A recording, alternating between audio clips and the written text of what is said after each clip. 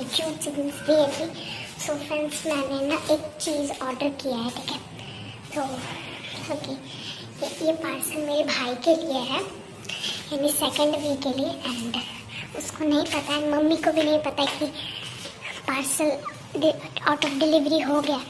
तो मैं चाहूँगी अभी बाहर वेट करूँगी यहाँ पे अपने दरवाजे के पास, एंड फिर लेके आती हूँ, आपको भी दिखाऊंगी।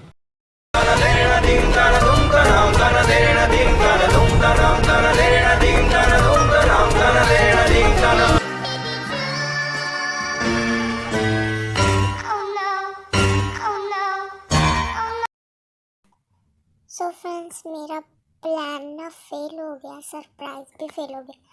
मुझे इसका फ्रेंड था, ये बालकोनी में खड़ा था छत के, चिल्ला चिल्ला के बोला तुम्हारा ना ड्रेस आ गया, देखते हुए दीदी ला रही। फेल हो गया ये प्लान, बक।